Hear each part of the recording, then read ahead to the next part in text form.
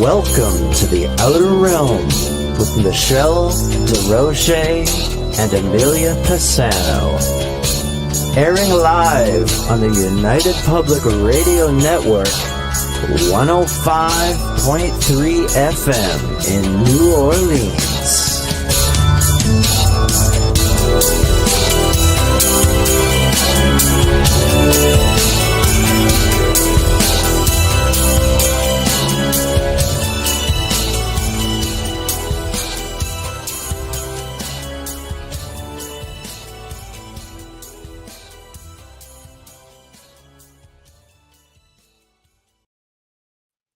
Good evening, everyone. Welcome to the Wednesday night segment of The Outer Realm. We're broadcasting live on the United Public Radio Network, UFO Paranormal Radio Network, 105.3 FM from the Gulf Coast and 107.7 FM from New Orleans. We're fully sponsored by the amazing people over at Folgers Coffee, who have been a part of our journey for the last 5 years. So thank you, Folgers. We couldn't do it without you, nor would we want to. We're so grateful for you every single week. Also, big thank you to Justin Snicker, a.k.a. Dr. Snick, the Sonic Surgeon, for his contribution of his time, his music, and his voice for the intro you just heard. He is an award-winning composer of Halloween, horror, sci-fi, and dark wave electronic music, which can be found on all of your favorite streaming platforms. Also, thank you to Steve McGinnis, the artist behind the banners and logos at the show. Check him out. Basically, check him out. Blah, blah, blah. I'm okay. On Facebook and Instagram. Also specializes in the horror genre, but can do any commission piece of any sort. And he does beautiful, beautiful art.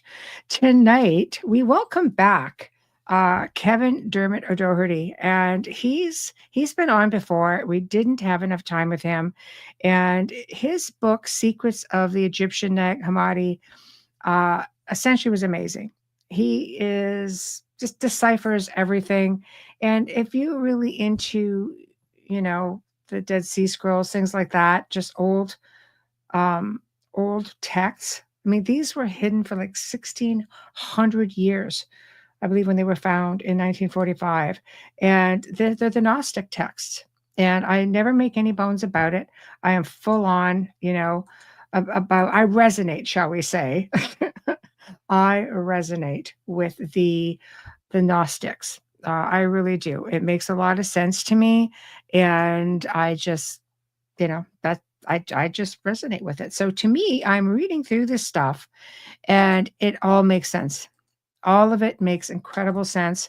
So I have a feeling, knowing the way it is with some of you guys, I have a feeling it'll be the same. So we're having some problems with some of the Facebook pages. The Outer Realm page is misbehaving. The iCar page is misbehaving. We are down one YouTube, by the way, because, yes, YouTube literally removed our second channel. It's just unbelievable. So clearly somebody doesn't abide by the new censorship laws. That's just been signed. But it is what it is. At least they haven't at this point. So another one of our bigger channels has gone the way of the wind. So right now we're down to UFO gods and extraterrestrials for those who are looking to get on the network. Otherwise, please come on over here to the Outer Realm page. We are on Roku. We are on X. We are on Rumble. And we can see everybody's comments. So please do not hesitate to comment and join in the fun. So I just want to make sure, guys, I am just checking right now with, okay, we are live on Rumble. Thank you. All right, perfect. So for those chiming in as we're waiting for our guests, hello, Michael, hello. And Preston got name dropped on Joe Rogan. Woohoo, Preston! Yeah, way to go. And Michelle and Amelia, big love to Amelia because she's still fighting this plague, as I call it, but this cold is just really getting not only to her but a few of the hosts here at the network. It's just been crazy. So crazy. So hello, Wayne. Hello, Sherry. Hello. I love the handle. A Taurus girl reads. Just love it. So, okay. Oh, wow. A lot of people chiming in. Thank you, guys. Thank you. Thank you. I know. Isn't it great? Preston and Dolly are actually going to be in the uncensored version of our show. So on the Beyond the Outer Realm next Tuesday afternoon. And hey, Mark, and it's going to be literally uncensored. We are going to be looking at false flags and in the UAP UFO world and what are they trying to hide? So they're really going to go through some heavy duty stuff. So I will be posting, across the screen where the archive will be, because apparently we need to be careful with that now. So you guys could just follow along. But for the live show, it'll be on the usual spots, YouTube, of course, and a couple of other platforms that we all go live on, such as X and Rumble. Just leaving it there because they're getting stupid out there. So we're going to leave that alone. Oh, hello, Mish. So, if you guys have not, I'm just gonna get hold on here. I'm going to grab, bear with me, this book cover. I'm gonna get it ready for when Kevin gets here. So bear with me. This book has been out for a little while, and I, skimmed through it again because I read it the first time he was on, probably roughly, 2.5 years ago, maybe 3 years ago. And I'll tell you, my gosh, it's I mean, has anybody even here heard of the Egyptian Nag Hammadi? Just chime in if you have. And yeah, okay, I'm just seeing some writing going on. Anyway,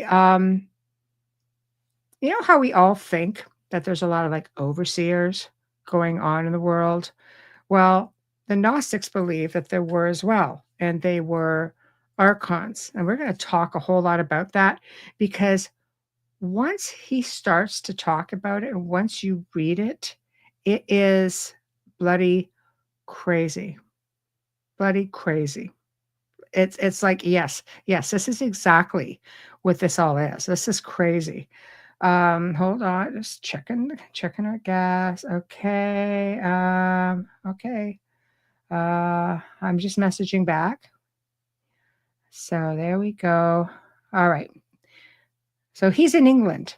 So I think he's like a champion for being on right now because that's like 2:15 in the morning right now. So that's like mega, mega early. Hold on. Double checking. Okay. Yeah, we're good. All right. Okay. So what I'll do is I'll present the book anyway. Let me just put this up. Here we go. The Secrets of the Egyptian Nag Hammadi. And this is so filled with stuff such as, again, ET. Remember when this was done, right? This was done like pre, pre mainstream Christianity as we know it. I mean, they ended up, their texts had to be hidden because I can't even imagine when the church really came into power, all of the stuff that would have gone missing. But to be hidden for 1,600 years and be completely intact is amazing. But the way Kevin breaks it all down, and I like how he puts rediscover texts, may be more important to the world now than ever before. Now, when this was written, it wasn't when all this, like the everything we're seeing unfold right now is unbelievable. It really is. It's unbelievable. So if you think about it, as you start reading, I'll see if I can pull up a few of my notes here until he gets here. All right, 1 second. Okay. So we have our traditional creation stories, and we will talk about that. Hold on. Preston is on a podcast. That's okay. No worries there. Oh my gosh, you guys are all so funny. Hey Z-Sun, how are you? So we have our traditional creation stories, and I really want to put this out there right now that this is just one version of another faith. It's not here to, we're not saying this is incorrect or this is incorrect. I'm just saying that this is based on the Gnostic belief system, which is what we're covering tonight. So, because I just know sometimes I get mail or people just unsubscribe thinking you're not a Christian, blah blah blah, and I appreciate everyone. Oh my gosh. Okay. All right. Okay, guys, hang in there because I did send it. I'm gonna have to send this again. Hold on one second. Oh boy. Bear with me. Darn. Okay. That. All right. Okay. Sent to the other one you gave me in this stream, LOL, but I've just fired it off again. Yeah, see, I'm including you guys. What's going on? So anyway, I do get people who will just sit there and say, okay, no, we're just going to unsubscribe. We're not happy with the content. If you're not happy with the content, feel free to message me. I'm always, open to why you're not happy with it. There's a lot of different faiths out in the world with a lot of different belief systems. And we have to have a degree of tolerance for other people's faith per se. There's so much going on right now, and I think people are just unhappy with a lot of different, the scenarios going on and people what they believe. And I don't get into politics and stuff. I just can't do it because it's so dark. Not that I don't read it, but I just don't involve myself in communicating with it. And religion tends to often be the same way. So again, I want to stress, this is just one perspective of one faith system being Gnosticism. And these are ancient texts, much like the Dead Sea Scrolls. Can you imagine if they found really ancient scrolls that were all like the Bible? People would be like, oh my God. So this is pretty cool. The fact that they exist after all of this time is pretty cool just in itself, that they managed to exist. And with so much history just being pushed aside, wiped out in some senses, it's just the cycles that we go through. It's very cool to see something so old, still exist. Open-minded, believe there are truths in all, of course. Exactly. I agree 100%. 100%. So hopefully our guest isn't having, oh my God. Ah, boy. Okay. Link. Oh boy, oh boy, oh boy. Okay. So we're waiting. He's having a little bit of a struggle here. And as Wayne says, yeah, sometimes people are groomed to be unhappy and have been kept that way for eons. I guess if we're looking at certain overseers, and we're going to talk, a little bit about that. I don't know. You know what? We have what I termed the Watchers, for example, seems to come up in Christianity as much as it does with Gnosticism. And a lot of different faiths stemmed off of all of this. So when you think of the Gnostics, I think people forget that after the Gnostics came the Essenes. And John the Baptist was said to be an Essene, Mary Magdalene, even Jesus himself. It was just another way of life. It was just another, another way of preaching the faith and learning. And from then we had the Cathars. Like it just really goes far back. Okay, hold on, let me get to some of this. I think the Gnostics put the Dead Sea Scrolls in the desert. That does not surprise me. I mean, they seem to have had stuff all over the place, Hold on. I agree with you. Thank you very much. We need to explore everything to understand ourselves. I would agree. Mark also in the UK. Wi-Fi problems and cats are planning an attack. Oh, can't have that. They're ninjas. They absolutely are ninjas. Hello, officially, Kerry. um, Open-mindedness is key to understanding. Yes, 100%. The watchers have come in and spoke during my meditation. I've never heard of them before that. Well, we're going to learn a little bit about them this evening as well. Um, Kevin, we just need your camera. I don't see you and your camera.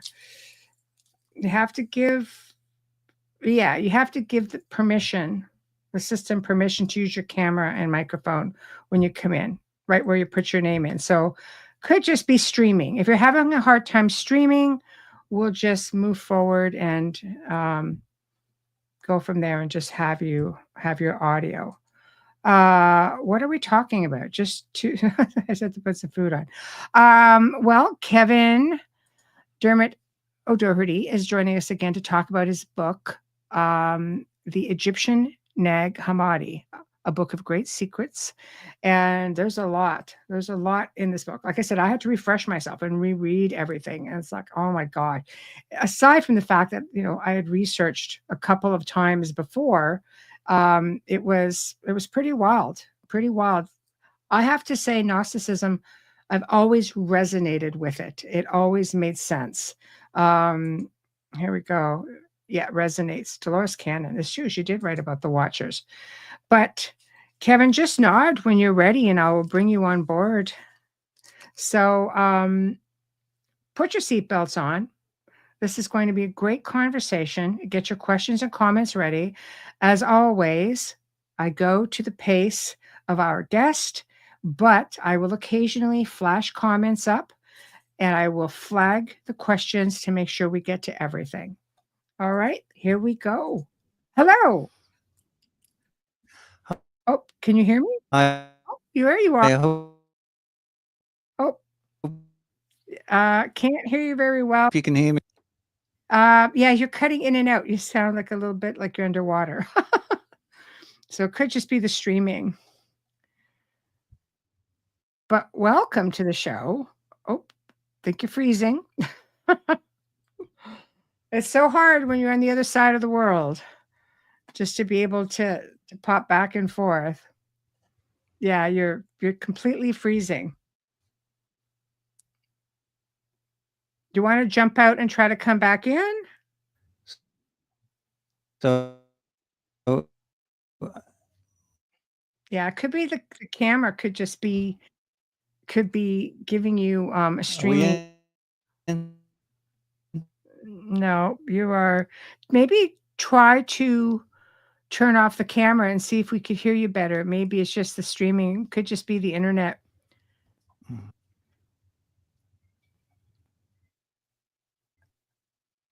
All right. So, guys, keep chiming in, and hopefully, Kevin will get his tech issue sorted out. All right. Well, he'll be back, I guess. I don't know. It's so hard when you're on the other side of the world. Sometimes the camera does make it harder for streaming. Sometimes it's better to just go audio. So with watchers, getting back to that, because I see a lot of you guys are chiming in. I see other platforms here as well. It's interesting that you say watchers had come in. Wayne had made a comment about watchers earlier today, which they seemed pretty, you think, well, God, that's kind of curious as to why they would be there. You would automatically assume that they would be a tad aggressive. All right, how's that? You're freezing. I know. I don't know. You're freezing. Maybe try to turn off the camera and see if your audio streaming may be a little easier.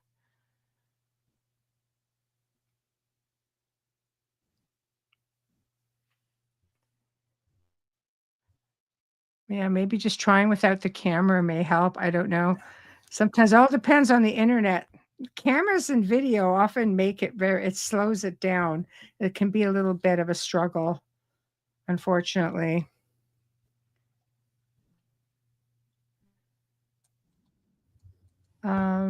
That's very interesting, Sherry, that they gave you a bunch of information. Very interesting. Hi, Alan.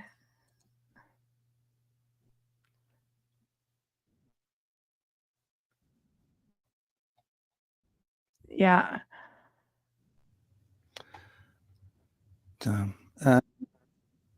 Hear me? We can hear you, yes. But you keep freezing, so the audio stops as well. I'm wondering if the video streaming is causing you a little bit of an issue.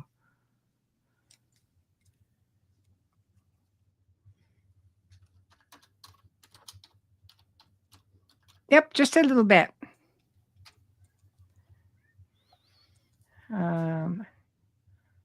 Yeah, I think they might be. I wish I could just put that up.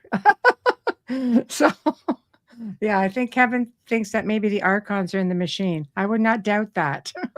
So is that any better? It's much better. Woo! Yes. Perfect. Nice. Apologies for that.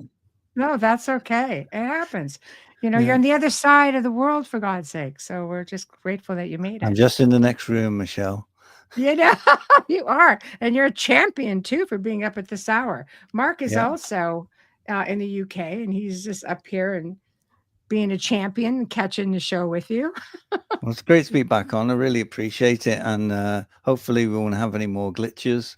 I don't know why that is. It's just just technology, you know, where you never see it on Star Trek, do you? Everything works brilliantly, doesn't it? You know, it does. But after, you know, refreshing myself on your book again, I'm kind of thinking, maybe there is a reason why this stuff happens.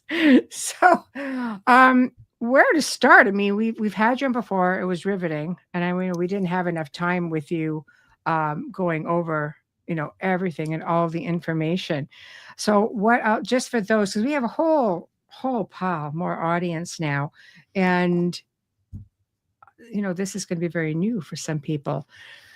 The secrets of the Egyptian Nag Hammadi. What brought you on to want to? Yes, and you know what? I'm gonna bring this back on and share it as well. What brought you to this part of your journey to decipher this book? I used to be president of or senior minister or principal medium at Waterloo Spiritualist Church for many years. And then one day I came home from church and we used to have a TV program on in the UK called, I think it was called Everyman. And it was a religious Sunday night program. And they'd found these texts and they began reading them. And then kind of psychically, if you like, they just chimed with me. And I thought, whatever's in those texts, the spirit world was saying to me, you really need to study these and, you know, bring out their truths if you can, within a psychic and spiritual awareness sort of framing. Because the problem with scholars is they just do it in a scholarly way. So, and everything is anything to do with psychic science or, you know, mediumship or healing or any of the clairvoyant sides of things are completely ignored because they don't understand them. They're not mediums or healers. And I've had them say to me, you know, you're just talking rubbish, you know, how do you know all that's in there? And then what I say to cynics is, have you communicated with spirit? Have you been onto the lower nightmare realm? Have you rescued spirits? Have you communicated? Are you a clairvoyant? To which they usually say no. And I say, well, then you're in no position to tell me that, you know, what I'm saying is hooey. And, you know, they have no understanding of that side of things. And we've really got to call this out when we can, because we need to stand our ground and say, look, because you don't have those experiences doesn't mean that it's not real. And the spirit world helped me a lot. You know, they gave me, they open a door to you and I thought, I began to see it in a different way. It's a bit like looking at a photograph or a picture that you can't make any sense of. And after a while, you slowly start to see those tigers and trees and things, you know. It's a bit like that. You've just got to keep going. And then you just suddenly unlock it, you know, and it all becomes quite clear. So within that framing, I've discovered a lot of errors made by the scholars, that they don't understand things, and there's clear mischief in their translations. What I did, I simply went back to their sources. I looked at the Coptic, because they're written in a mixture of Coptic and ancient Greek, and that's not an easy thing to, because I'm not really It's a not. scholar. No. So I had to do it line by line, word by word, and cross-reference using all the sources they use, which is old dictionaries of the time, and the Coptic dictionary, the ancient Greek dictionary, which you can download these and cross-reference them with a lot of all the etymology and things. And I began to realize that their word choices weren't always the right ones, I don't think, because once you chime or connect in a spiritual way, in a psychic way with the early Gnostics, you know, there's a revelation in that. And it's not bookish learning. It's not something you get from a seminar group. It's within you. And that's the thing about the text will reveal their secrets to you if you persevere with them. So that's how it came about. I mean, don't get me wrong. I mean, it's been 27 years now I've been studying them. And I've had some, it's been a bit of a headache, you know, not been easy. And sometimes I've thought, you know, you get down a dead end and you think, I just can't retranslate this. They've done it so badly, and they just make things up about them. Like, for instance, they use, like, there's a part where they talk a lot about the auras and the chakra points, for instance, and the crown chakra. Which is incredible for a faith that old. Yeah, but what they call it, in the scholars have translated that as to the north, and they've took the word north, which means top, up here, and they've called it to the north. So everyone's looking for a geographical place, you know. I thought it's not really there. And then they keep talking about the root. Like, for instance, in the Gospel of Judas, the first question Judas asks Jesus, he says, do the archons, which is the rulers, control the root, my root? And Jesus says they control the root of every human being. But when you look at that root word, which keeps coming up, it's the root chakra, it's the base chakra, which is how they access this world and access us. And just, you know, as a spiritualist medium, one of the things you have to do, and as a healer, a lot of the time, is people will come to you and they say, I feel I'm being intruded upon. I feel as if when I'm in the bed, someone's, you know, getting a bit personal with me. And so what is it that they enter through the root chakra, which is which is in religion's taboo area. Yes, but that's how they enter. But also, if you follow the likes of, I'm not a big fan of Jung or any of them, but you know, it's where all the drives are, where we get a lot of our emotions from, and a lot of these spiritualist groups that you go to, they do go on about the crown and the heart chakra and things like that. But what I found from studying the secrets of the Egyptian Nag Hammadi, it seems to me that they are saying the most important chakra really to get control of is the root chakra, because it contains all the drives. It's the access point, which is why Adam and Eve took leaves from the tree and covered up their privy parts. And the demiurge in the book says, but I could not find you. And if you look at the word find, they've used find, which, so say I find, say this is a fabulous wallet of money, for instance, and I find it, then it's mine. I can do what I want with it. I don't have to give it back to the person if I'm devious with it. And that's how they misinterpret the words. The word find means to have control of. And but if you exercise your sovereignty over it and say that's mine, you didn't make it, didn't create it, no one gave it to you, it's mine, then they can't find you or control you. You know, you have to look at the word. So I've had a bit of not just a mountain, but I would say like a Himalayas to climb with these things. You get over one, then there's another one. And I think, well, so once you open that up in that story, that part of the Eden story, the demiurge, which is they out sorry about this, but they out the Abrahamic God as being, they saw him as a counterfeiter. And in the text, basically, there's a pre-existing God, and but he's basically insane, demented sort of ruler.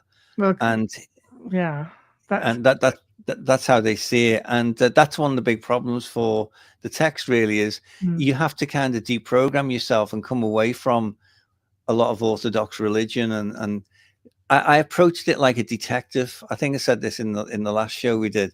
It's a bit like Columbo, I just got to see the evidence, you know, and you get people telling you all kinds of things. And what you do is you just approach it cold, like a detective, and say, well, what's it actually saying? Because, as you know, I'm a filmmaker, and I've worked at the very high end of the business, and I've won various awards and things. And I've worked in factual program. And what I've learned from editing, I approached it like a film editor, where I did a show called Liverpools of the USA. There was 6 episodes of it, and it was something like 150 hours of footage that no one could make any sense of. God. The station manager said, he said, if you could make that into a 6-part series, he said, that would be really good. So I took on the project, and it's a bit like with the Nag Hammadi, you get so far down, but after a while you have to look at the text, or you look at the film clips and say, well, what is this story? What is it actually saying? What's it telling me? And that's what you have to go with. You have to, and if you listen to what they say, then they'll reveal things to you. But one of the problems in television is you always have, executive producers saying, that's not really the part of going on with this, Kevin. And then I say, well, okay, I'm halfway through the edit. Where are we going with it? And then they'll kind of say, well, we need to steer it this way. And you say, well, that's not what the text says. It's like, it's not the best example, but, recently, if you look at the Christmas market, I worked in news, and I used to edit a lot of the brain custard, people say, and I still have nightmares over that. I think, I'm glad I'm out of all that now. But I do feel guilty. But what I'm saying is, you would have a story. Like, if I was still in the newsroom, I know I would have said to my managers, I would have said, look, that story you're leading on, like the one in Germany where, the headline was a car runs over something like 12 people. That was a big story, wasn't it? And it's like saying, okay, so did a gun shoot 12 people? Did a knife stab 12 people? Guns and knives don't do that. Someone does, but it's the way they create a degree of separation from, they run with a story. And I say, the car didn't do it. We're going to arrest the car then, put that car in jail, a car ran into people. There's a saying in the United States that say guns don't kill people, people kill people. Yeah, true. Yeah. So, it's just that ridiculousness. I know we kind of, I go tangential every now and then. But really that's where, so as a truth seeker, I think, well, what is the truth? And the truth is that someone ran people over and killed them. Yes. And it wasn't a Tesla car with a mind of its own. I must kill humans or something. Yeah. Not yet, anyway.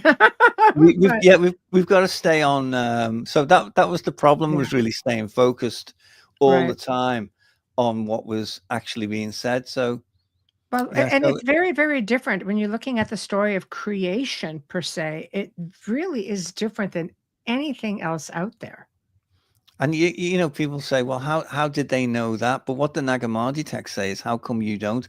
It seems there's an amnesia placed over the human being as to our true origins. Yes. And and I get that when I go to, I don't go to Stonehenge anymore, but if you go to Stonehenge, I don't think you can define it in contemporary terms. I go to a lot of ancient sites and places. I don't do it as much now, but when I did, I'd use psychometry.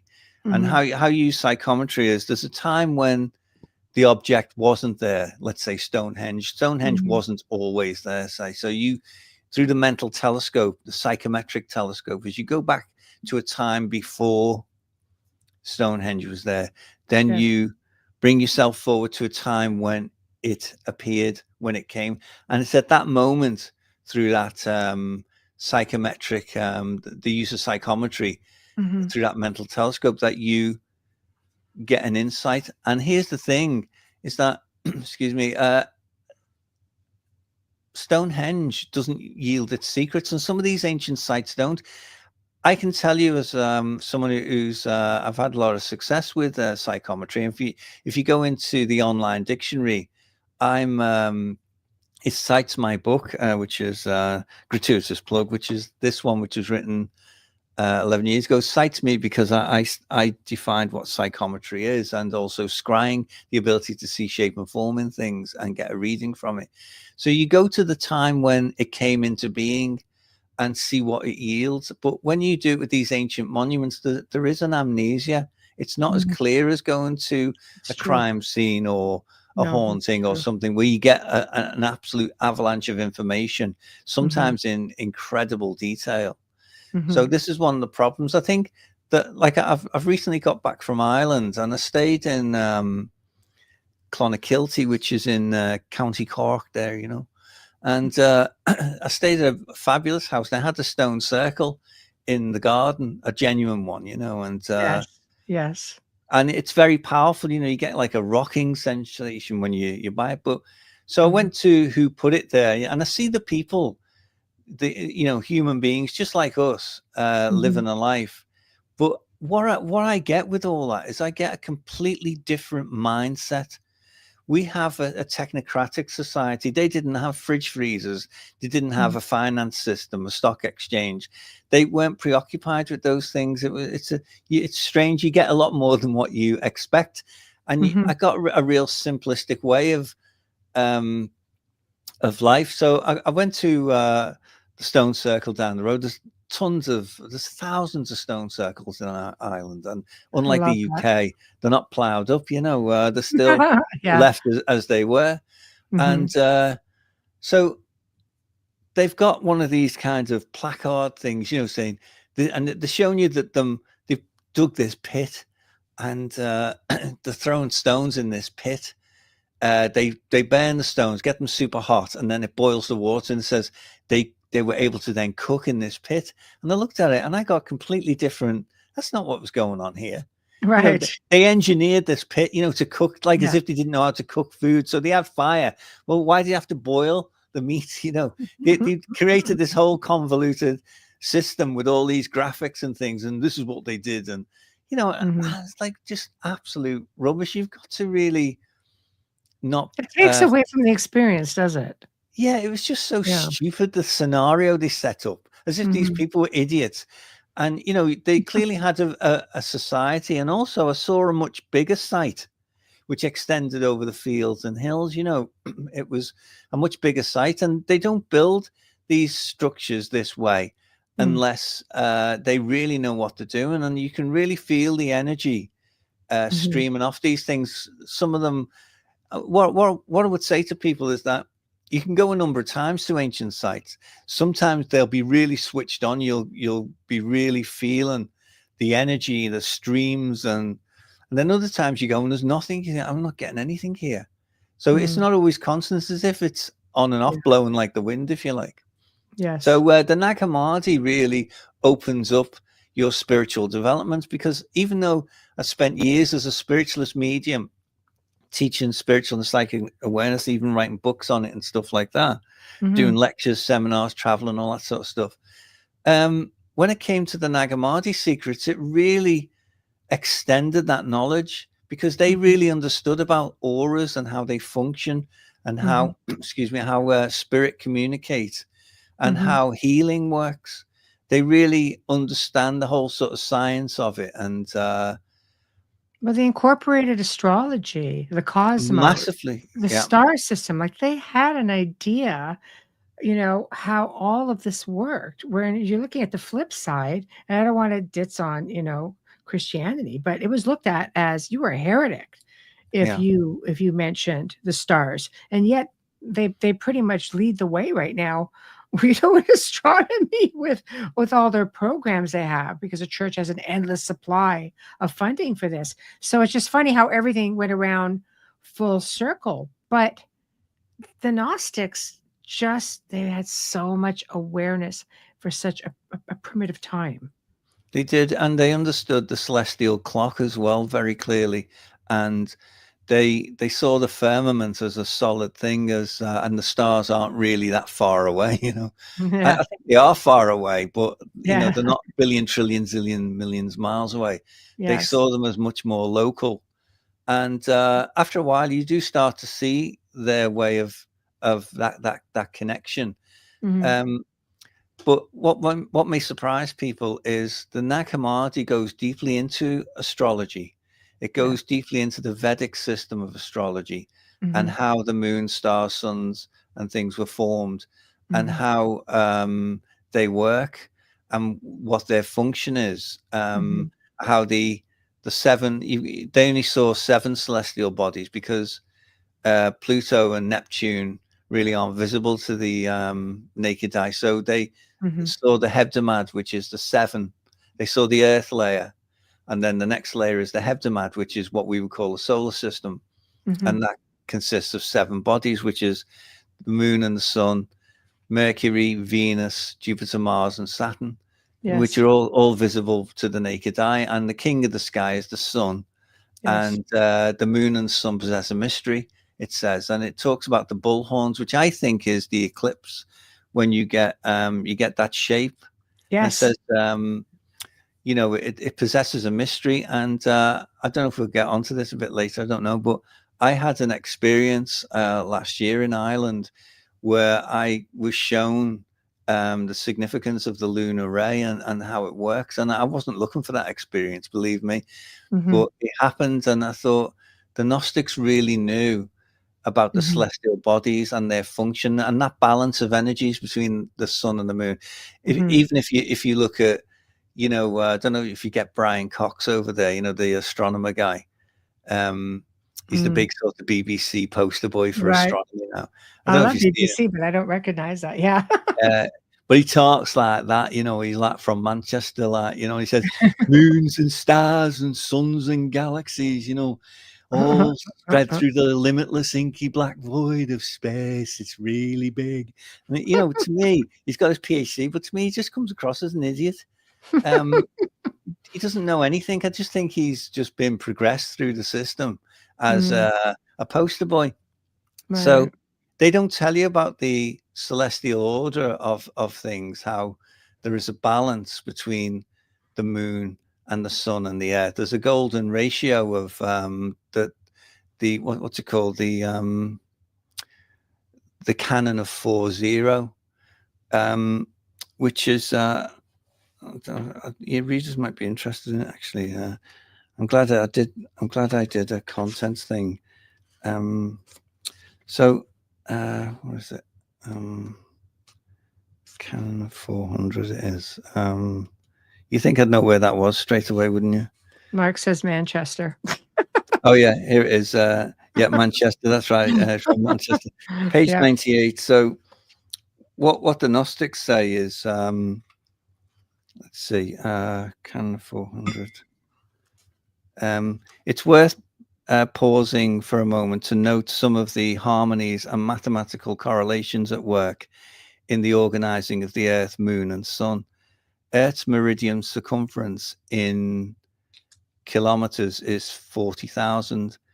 Earth turns 400 times faster than the moon. The moon's diameter is 400 times smaller than the sun. The Mm. sun is 400 times further away from the earth than the moon. And it lays great stress on this canon of 400 in the celestial model. And then when you Mhm. analyze it, it seems there's correlations there. And so they understood the dynamics of things, but they can. Mhm. One of the problems is, is that it can unroof your brain. You kind of start to see the world in a slightly different way, and Mhm. that's a good thing, I think, because it brings a peace that knowledge brings. It brings Mhm. a sense of security and order, and that the world, however insane and demented it seems to be, is that there Mhm. is an order to things, and there Mhm. is there's a greater hand at work in the order of things. I mean, one thing that as a kid growing up, one of the problems I had with the Bible was I'm not a fan of the Old Testament. It just seemed to be a bit crazy, like where he tells Abraham to take his beloved son up to to the mountain to stab him with a knife. I mean, that is not a loving God. That is not what and people say, well, he's testing his love. Yeah, well, that's absolutely insane. Why do you need that? Yeah, and why do you, and the Gnostics say, why do you have to bow down to God? What father births children, gives life to children, and insists that all his kids bow down and praise him every day? They kind of challenge that idea. And I think, so did you feel that they had this more of a realistic approach to how they worship? Yeah, I mean, I've got the new book's not published yet, but it's in with the agents, and it's in with a new publisher at the moment. So you know how long they take. I'm just waiting. So, but in that book, I explain. It's called Encounters on the Edge of the Etheric, which is basically all the cases I've been involved in. I've documented them because I'm a filmmaker, so I kind of document them, and I can't help it, just have that sort of brain of putting together these cases where something really happens. And I think this is very interesting. Now, in that, I explained that as a kid, I didn't understand the concept of God. This God I couldn't see, I didn't know, but everyone was saying, you got to love him, and he loves you very much, and you got to bow down and pray to him, and all that sort of stuff. I thought, well, and he's my father, but I didn't really know him. Over time, I explain this better in the book, is that I come to understand with faith, which means to actively believe. And I came to an understanding like we do. And I think it was more of an organic thing, really. But I think this idea that, that religion in terms of where it's very strong, it's forcing people to do things. Beliefs really, I think, and I say this in the book, are what I think destroy the world, because you've always got someone who's trying to get you to believe what they believe. And if you don't believe what they believe, then suddenly, you're the enemy. And I don't think that's how the world's organized. Beliefs have their place, but I think beliefs destroy the world. I spoke to a guy in Thailand. He was from Slough in Hertfordshire, England. He had a really high-tech job, and he moved out to Thailand. I said, well, he's living in up on the mountains or something. I said, he had the car, the lifestyle and everything. He said, I left, he said, because I got tired of people trying to force me to believe what they believed. He said, I just want to believe what I believe or what I know. You either know or you don't know. And something clicked with me there. And I think that's what gnosis is in the Nag Hammadi library. They say you have this gnosis, you either know or you don't know. And you say, well, I don't know. It's knowledge. Yes. Yeah. Yes. In a gnosis. I think it's very it's eye-opening. I have now for a few years said, no, I'm definitely a Gnostic. And I've had some people go, what? And they're just like, unsubscribe. But I'm sorry. It's the one thing that when I started researching, that it resonated with me. It made sense. And when it factors in, right? Like it's just everything about it made sense. The fact that Jesus spoke of it, the fact that it had the book of Thomas in there as well. Like there are things in here, like they merge together. But that, just look at that, but supercharged. Yeah. With if you look at what people mightn't realize is that Jesus, there's the cosmology of Jesus, where it's a whole book on how he explains how the stars are formed and the whole astrological thing. And it really, just have to excuse me. I don't know if you can see. I've got. It's sub-zero at the moment, so that's okay. Got the open fire, so I'm just going to put another log on. Oh, absolutely, absolutely. All right. So if you see me, are we go. still there? Yeah. Okay. So at the fireplace is just sort of here. Oh, so, that works. I'm not stupid, It's I'm virtually sitting on the thing. So, but he explains how the stars and also what's interesting, he really opens up on the mansions thing. People say, what does Jesus say when in my Father's house there are many mansions? And what the Nag Hammadi texts tell you is that the houses are the 12 houses that we see, the celestial houses, and mansions are also an astrological term for a realm when a star can move into a mansion. Mm-hmm. And also within the celestial wheel. I mean, I didn't really understand about astrology, but I just retranslated it, but it makes sense. And the chariots are the stars that they, like the sun as a chariot draws the other stars across, which is just how they saw it, you know. That's what the chariots are when you look at chariots and all the things that seem to people don't fully understand. He actually explains quite clearly in the celestial model, and how the sun is the king of the sky, and how it was transformed from pre-existence, where it was a dark system, and created by the demiurge, which is the false god. And when he declared himself the one and only God, what happened is the God of the entirety was offended by this, and basically set Sabaoth, as it's named in the book, on fire, like with a kind of a finger of light, ignited it, and then that ignited the rest of the Hebdomad or solar system, and it also altered the surface of the earth and made it like a bio realm to host all manner of organic life. It says so all these things could grow, and you know, it's a very beautiful model that it offers the world. It offers a clarity because they're unrevised. No one's got into them and changed them too much. The mistake they made with the Gnostic texts was they kept them together, unlike the Dead Sea Scrolls, which are all sold and fragmented into little bits and pieces everywhere. And it's difficult to collate them all together. They kept them together, and you've got like the Coptic Museum in I think it's in Cairo, which is on my bucket list to travel to. I want to go to Nag Hammadi psychometrically, you know, go there physically and do psychometry, because I think there's a lot more text still to be found.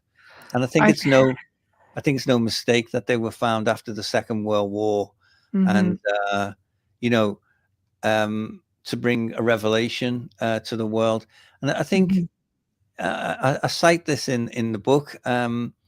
People like Gene Roddenberry, for instance, they clearly knew what was in the texts back in the 60s, and but they weren't translated into English until the 70s. So how did they know? And Gene Roddenberry, it's one of only, I think, 3 episodes that he wrote, which is The Return of the Archons. I don't know if anyone's seen that episode. Yeah, Archons. We have to definitely Yeah, get into but Archons. that he clearly understood what that whole model within that episode. I've got an article on Substack about it. Some people say I go too far, but that's the story of my life, really. I know, but it is what it is, right, Kevin? He clearly knew. So you could tell from that episode, if you read it as a filmmaker and how he put the script together, and the model of the society with order, and there's an insane demented entity that controls the people, and Kirk, of course, you know, pulls down the veil and to reveal that's just a machine, which basically is like the Wizard of Oz. Yeah, which is basically what the text say, is that Yaldabaoth has no creativity within him. He's basically a demonic sort of entity who controls things, and has sort of made an insane system, of a predatory system that we have, because that's how they are. And I know that it all sounds a bit heavy, but you do have to, they're either for you or they're not for you, but I think everyone can learn something from them. Well, I mean, the fact that they're telling you you're on a prison planet, essentially, is pretty eye-opening. I mean, it lends credence to the Matrix or the Truman Show, right? That there's something else going on, and we're kept focusing and distracted, and all of this, a lot of this negative stuff that goes on. Like, they just don't want us tapping into our inner selves or tapping in to gnosis and knowledge, because that's the way out. Yeah. I mean, once you wake up, I'm sure many of the audience who have had psychic and spiritual experiences. Oh, we've got a great bunch. Yes. I think what happens is you may notice that immediately following that is you suddenly feel like you're being attacked by something dark.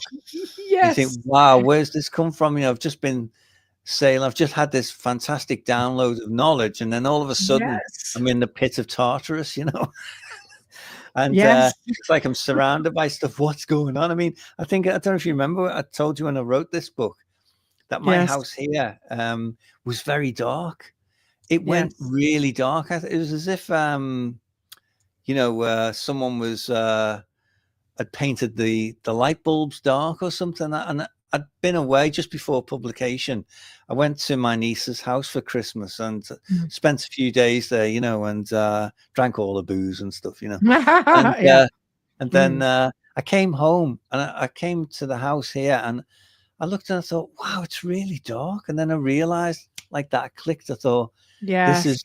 there's a dark energy doesn't want me publishing this book. Well, I have to tell you, to reiterate your feeling on that, in the paranormal field, when a dark presence comes in and attaches itself to a space or a person, once they have removed that energy or that entity, they always say everything just seemed so much brighter. We Yeah. never realized how dark it really was until it was removed. So that completely jives with what you're describing. Well, I had, so I noticed, I thought, wow, it was so sneaky and so creeping over a long period of time. I'd failed to notice it. Wow. It was only when I'd been in the light with the family and having a great time, I came home and went, wow, I don't like this, and this is my home. And I thought, it's really dark. I don't like it. It's just energy sapping, Very suppressed energy, right? Well, yeah, I mean, the archons, I think they occur in many forms. I mean, it's a generic term, really. A lot of it's sort of misunderstood, but they can be like the negative sort of fairy folk. They can be, they can appear as what we call ETs, and they can also appear as bad spirits and do things in the house. They can make things move, and they can bring misery to you because they hate the human being waking up. And what the Nag Hammadi library tells us is that we have within us an immortal spirit, that we come from God, Sophia, the true God. And they despise that because they don't have that within them, that they are merely creatures of the material world and also the etheric, but not of the spirit world proper. They can't. We will live forever as immortal spirits, whereas they will only last as long as the etheric world lasts. And I'm sure you know that ether can be altered and destroyed. It can be changed, and it's not as stable as the spirit is stable. Matter is like, so it's an in-between substance, and the world of matter is very unstable. Things decay and fall apart. We get old, we get sick, and our buildings fall down and stuff like that. Nothing's permanent. And that's what the Gnostic texts tell you to focus on, is that really you're living in they call it the world that dies. But in a way, it is a world of death, because everyone and everything dies, doesn't it really? Civilizations, anything you create is not going to last forever. But it says it does in the spirit world. But the archons hate that, about that we will go back to that realm. And that's what scares them when you... So they hinder us from doing that. Everything they do here is to keep us from doing that, right? Yeah, and also they control the lower nightmare realm, what we might call hell in a simple term. They control that realm. And I've been down there, I've seen it, and I've seen what they do. And if you mimic their work or, take on their practices, then you will go to them. And Jesus and the texts are quite clear about that. You'll go to their realm. So, and you got people who want to conjure these things up, and they've got to be really careful, because they can get right inside the core matrix of you. And they're not teachable, right? It's like tunnel vision with them. They're not teachable. They don't have positive emotion at all. That's true. Right? It's always about instilling fear. Yeah, because they realized a long time ago that fear is the key to control the naive human being. And I've had revelation of that, where they like in the garden story, they're saying to Adam and Eve, you know, do what we say, otherwise you will die. Mm-hmm. And There we go. There we go. So, you know, if you look at the naive Adam creature and Eve, they are manipulated. They realize very early on in our creation story that fear is the key. And you see it in you know, we're always in a constant state of war. You see the archons at work in our world. They control the institutions. They influence in the same way that you can be influenced by good, positive spirits. So you can be by negative spirits as well. And I don't know if this is relevant, but my father passed last year, and my father was he had I went to stay. I was working in London, and which is where he was living. And like when I was writing the Secrets of the Egyptian Nag Hammadi book, his house had got very dark, and I had this revelation. I thought, my father has got something attached to him, because people can be haunted, you know, in the same way buildings can. I've done 20 years removing attachments. I completely understand. Yeah, and I was just sitting there, and I thought, this is my father. And my father, I thought, my dad can't pass. I knew he didn't have long. I looked after my dad a lot, and excuse me. And I thought, my dad can't pass into the spirit world this angry and this, you know. He's Irish, my father, like, and he's like, you know, he's like, full of ranks, like, like, you know, and the language coming out, you know. And I thought, I said to my dad, I said, you can't pass over. I said, you are not at peace with yourself. My mum had just passed before him. I said, my mum was full of peace and love and happy to go. I said, Dad, I said, you know, you're not happy. You can't go to the other side. You can't leave this world that way, because I know where he's going with that anger. And this is what they're telling you, that, you know, you've got to be careful, really. There's very strong diagnostics in the book.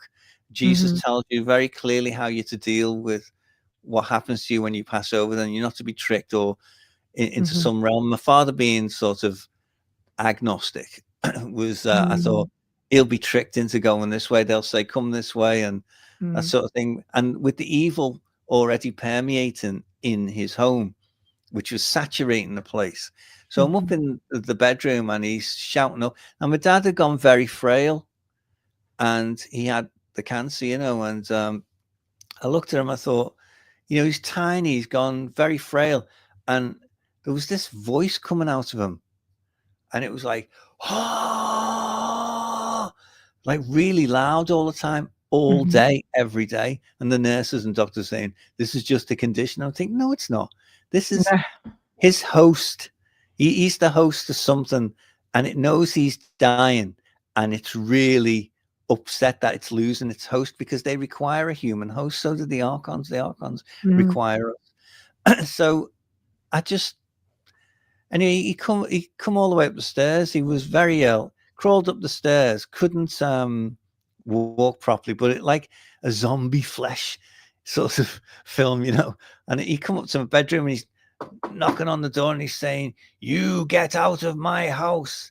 And I thought, I'm not talking to my dad. So anyway, I got him downstairs, and here's how I did it. I just said to the spirit world, said, look, come on. I said to my grandmother, his mother, you know, said, come on, you know, let's do this. This isn't right. So I'm sitting there, and I said to my dad, said, he's using all the Irish swear words, you know. And so I said, that's not my dad. I said, is my dad in there? Hello, Dad, are you there? And he's going, I said, no, that's not my father. I don't know who you are. I said, I want to talk to my dad. My dad doesn't talk to his son like that. And after a while, he kind of would come round and say, you all right there, Kev? I say, yeah, fine. I said, would you like, I'm going to the bar. Did you want a drink? You know, because he was a bit of an alky, you know, so get him a drink. Like, and people might say, well, you shouldn't do that, but who cares? You know, he's on his way out, and it kind of made them happy, you know. So, but I realized I was talking to something very dark, and I think he'd had that all his life, you know, which had torn him apart, you know. And I see this with people sometimes, and I think rather than the big sort of exorcist movie thing, It doesn't have to be. Yeah, Yeah. you can just use psychology. You can just say, I don't know who you are. You're not that's not you. Mm-hmm. I don't recognize you. And the Mm-hmm. Nag Hammadi texts clearly go into this very clearly in the Gospel of Mary Magdalene, where she tells the story of Jesus, where the archons control the garments we wear, which is the soul, the chakras, and all those sort of things. Mm-hmm. And she tells this story that Jesus gave, and she says, the soul body, which took me down to hell, but it can also take you up to heaven. It's a vehicle which you use to access the realms, and but you mistook the garments I wore for the real me, and so he tells this story, and the disciples say, that's just total rubbish. Jesus didn't say those things to you, and they call her out, and she says, and then I think it's Levi who says, I know he doesn't appear in the original, but he's in the Gnostic version. Mm-hmm. And he says, we should listen to what she says, because Jesus loved her more than any of us. It's true. And, and who are we to say that he didn't give these things? And also the other thing about the Gospel of Mary Magdalene, what people don't get, is it's actually a seance. So is the Gospel of Judas, the seances.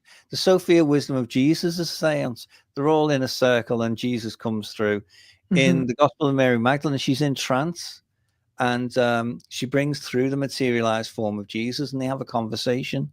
Mm-hmm. And they say, there's the divine mission plan, basically, how's it going, sort of thing, Mm-hmm. And she, then after a while of the conversation, she wakes up, she arises, it says, which means she comes out of a trance. Jesus is gone. And they say, tell us more of what he told you. And then she tells this story of the soul, how it can take you and it can change you. And if it gets corrupted or, soiled by dodgy connections and that sort of thing, is that it can take you down to the bottomless pit, basically. It's a vehicle which, for the spirit. So I found it quite interesting, these stories that she tells. And so again, in translating the text, the scholars don't understand that is a seance, and she's omnipresent during all these things, so they asked Jesus, they say, how was the earth formed? How was the world organized? And Jesus says an interesting thing. He says, there are those amongst you who have the gifts of philosophy and wisdom, and basically science, but he calls it something else, like tecton or something. He says, and you have these abilities and wisdom. He said, and for all your speculations, none of you know God. None of you are of the same mind. For all these things you come out with are merely the thoughts of men. Instead, seek ye first that which is within you, and then these things will be revealed. So very wise words, and I like the orientation on things. And, you look at these debates on TV and all these politicians, and people coming out with these great ideas. And I often think of Jesus saying, these are just the thoughts of men and women, they're just human thoughts, and you're trying to define bigger things, Yeah. So, It's so much bigger than what people think too. I think it's really hard for them to get their heads around it. It is, yeah. Because the texts really do get into like pretty much everything. I mean, the astral realm, like you were talking about your dad, demonic possession, extraterrestrials, big time. And living in the world we live in now, because when we spoke the first time, we were totally, we were just on the onset of certain things. And it's always been this way. It's funny how now it's just not hidden. So now we look at the state of how things are really run. And we're just like, wait a minute. We realize that, archons are in control of so much. And you mentioned a few minutes ago, they are in control of world leaders. And then some people say, well, the reptilians are, everybody's got a theory. But I don't know. Are they one of the same? Yeah, I mean, the problem we've got, I think, is people who study UFOs, for instance, don't study the Gnostic texts. And people who I do. Yeah, but it's difficult to get. Everyone's kind of compartmentalized. They don't really see the bigger picture. of Yes. the interconnection of all these things. Yes. I mean, I've had since we last spoke. I mean, my life's changed. I suffered what you might call, I don't know if people talk about the fairy folk and the fae, and they're not real, and all Yes. that sort of stuff. They're real. And they have this idea that they're these little sorts of Shakespearean Midsummer Night's Dream Not thing. all of them. No. No, and they're No. not. They're they're very real, and they can do things, and they have a terrible intent towards us, and it's explained in the Nag Hammadi, because they have this colossal envy of the human being. They despise us because they're forced to live within the earth, and they, in the timeline of the story, they were banished to within the earth, like Cain, to wander within the earth as a vagabond. And if you look how many times people are banished to within the earth, and I always wondered, what's really down there, because I don't really, I think the Gnostic model of the world is a pretty good one. It's actually accurate. It may just be symbolic, but the layer cake of how it's organized is quite interesting. And there are these, and it's coming to light now. There is some crossover between the fairy folk story and what we call ETs. And I think the ETs really are more local than we think. I think they just live within the earth. What tells you in the Nag Hammadi is that that's where they live. And if you look at Jacques Vallée's stuff, where he talks about the masters of deception, and he says, they travel in these little kind of flying saucer shaped things, and hardly equipped for intergalactic travel. I mean, basically what he's saying is, where are the toilets and the kitchens? Where do you sleep? It's obviously a local craft. And I've always thought, I mean, I've had quite a few of these experiences myself. I'm a witnesser. I've actually photographed and filmed a number of quite convincing. I always have my camera locked, ready, charged, and ready to go, because you never know. And I've caught a few things. So he basically posits the idea that they are more local. And I think the Nag Hammadi texts tell you that archons per se are within the earth. They live within our realm. I think they also live within the solar system, or the Hebdomad, as they call it. And the 7 archons, the main archons, are the 7 celestial bodies. So they are what are called the chief archons. And the demiurge, in the same way we have children, gave birth to many of these, and they are myriad, it says. And but they were banished to within the earth because, and this comes down to the lunar and the solar ray. It has a special quality that they can't survive in, which is why you really don't see them in the daytime, very rarely. And there's something in the lunar ray from which they derive a strength. And when I've seen or had, when I've communed with them, I mean, as a spiritualist, I've seen them. And I mean, they've materialized to me in a solid form in the same way. If someone was right here in the room, and I've observed them quite closely, and they can be afraid of you. They're afraid of me because I walk with the spirit, and they are very scared of God and anything to do with Christianity, that sort of thing, or holy water. Those things really upset them. That they are scared. They live in fear of us waking up, and they have this terrible intent. So I don't know if you wanted me to talk about my encounter with Absolutely. All right. It's your show. It's a bit scary anyway, but I had what's called a fairy stroke, which I don't know if you've heard of that. When you meet them, you end up you're struck down, and I had 2 brain hemorrhages since we last spoke, and I've recovered. But what happened was, I was staying at my grandmother's cottage on Valentia Island. My dad's from an island off the southwest coast of Ireland in the Atlantic. And I went because he passed away last year, I went, and I go quite regular anyway. And I stayed at my grandmother's cottage, which is about 200 or something years old. As soon as I got there, there's something in Ireland. Ireland doesn't like me. And I Oh, think it's no. the fairy folk. I think Could be. the fairy folk, they know when I dock at either Wexford or Dublin or Rosslare, wherever, they're it's Mhm, like, he's here, oh my God, and they're in this total panic, and I just get attacked. And mm, I got attacked on the road to Clonakilty. I woke up in the middle of the night and I was doing a car camp because, it was it's quite a big country, Ireland. People think it's small, but try traveling it. mhm, It's small roads, and it takes a long time to go from east to west. mhm. And I often get this, what I call a miasma. I see this red mist when I'm being attacked by these kind of elementals and Mm, thing. And I just about made it out of the car, and I was violently ill. mm. And what happens, I've been doing this research. I don't know if anyone's got into this at all, but there's new research now by Marzinski, for instance. Dr. Marzinski's done really pioneering work, where he talks about these entities, that people who have schizophrenia, that these are real entities with people. But Yes. they also, it asks the question, are parasites, are they demons in biological form?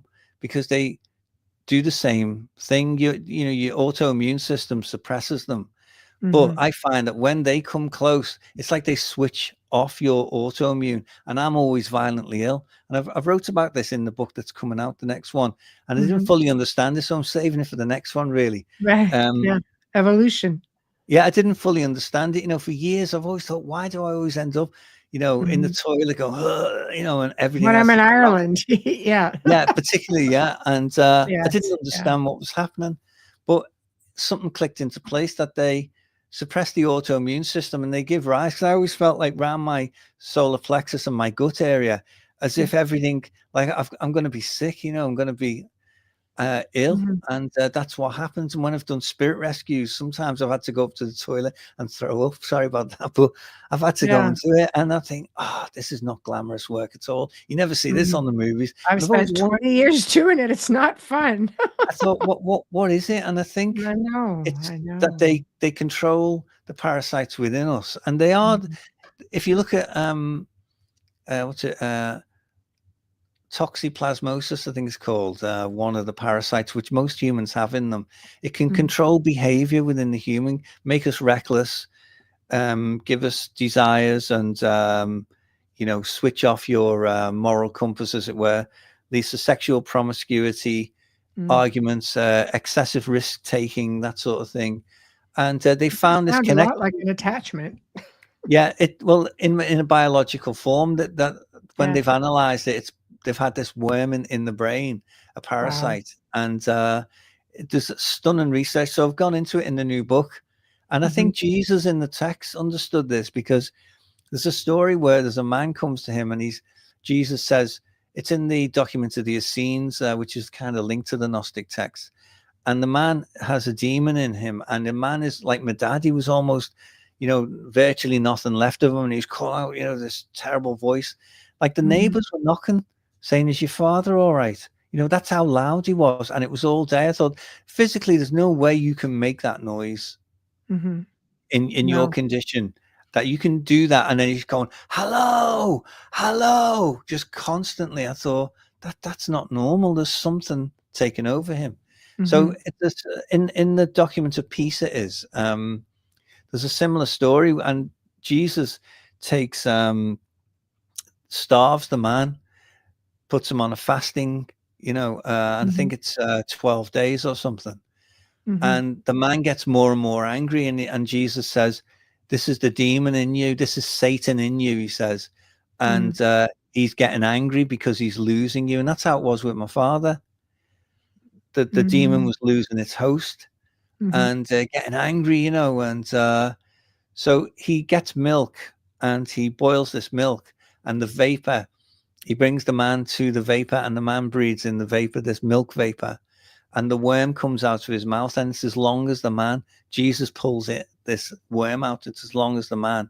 He says, Wow. see, this is Satan. And I think there's a link there between toxic plasmosis, or, well, I don't know if I've said that right, and Mhm. T. gondii is the other parasite that preys on human beings in a biological form, changes our behavior. And there's a lot of this, and particularly with the junk food we eat and everything, it gives rise to it, and they give you these cravings, and because it wants more and more, wants to destroy the spirit. And he takes a rock and smashes its head, and he says to the man, basically, sin no more, and this parasite will not return. And the man immediately recovered. So, clearly they knew back then about these things and about how they were quite advanced in the biology, whereas this is all new revelations to us. But they clearly understood the power of biological parasites within a human being, and how fasting kills them, which is, it's good for you to fast because it kills them. And people say when they fast, they get closer to God, and I've experienced that too. Yes. So, it's an interesting. So it leads you down these roads, But that's a long way of saying why I always chuck, when I have one of these sorts of things. But at last, I think I've got a handle on it. I think, yeah, I'm starting to understand now. Because I always said to the spirit, well, why does this happen? I get violently ill. Why? And it's like I have my Exorcist movie moment, So what is that? What causes that? Yeah. And we're at my head 10 and 360 degrees, So so I got there, and when I got to the cottage, straight away I knew something was wrong. Even before I went, I said to my family, I said, I don't know what's going to happen to me in Ireland. This is last year. I said, I don't know what's going to happen. I said, something bad's going to happen. They're like, oh no, don't go. You shouldn't be going. I said, no. I said, I've got to go. Because the spirit world said for this new book that, because I knew I needed another chapter, and the spirit world kept saying to me, go to Ireland and you'll get that last chapter. So great. So I arrived there, oh boy. And so I got there. Now, County Kerry is it's basically Transylvania is what it is. It's where the shapeshifters originated, and Sheridan-based Carmilla the Vampire Lovers, basically on the shapeshifting demonic entities that inhabit the MacGillycuddy's Reeks, which are very haunting to go to, by the way. They're very, very dark, very Transylvania. He wrote his book 40 years before Bram Stoker, another Irish author. Before Bram Stoker wrote Dracula. This was written 40 years before, and it's right from where my dad's from, so I kind of got that connection, It's like, how long has dad been like that? Yeah, well, my grandmother was a medium, you see, so on the island, and it was very much frowned upon, and she was very good at what she did.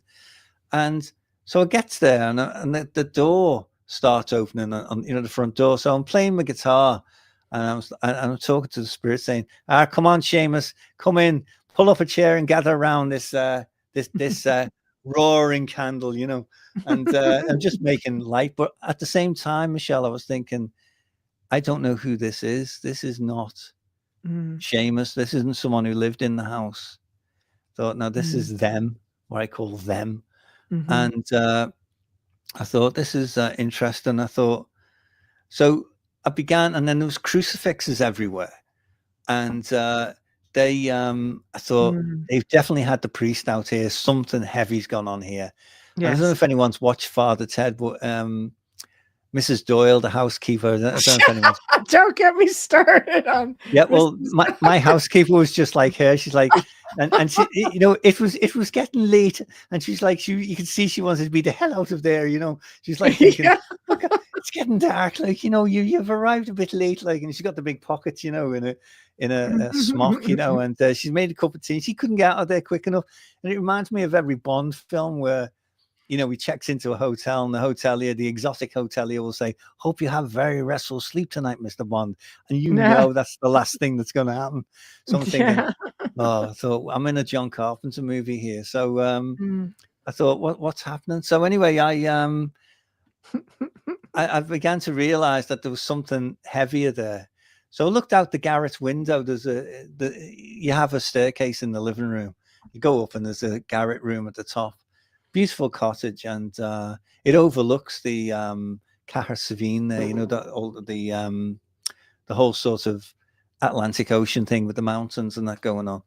And I saw a light on the road, and I thought, that looks like my car light. I must have left the interior light on. Anyway, this kept happening. No matter how much I locked the car up, the interior light was on all the time.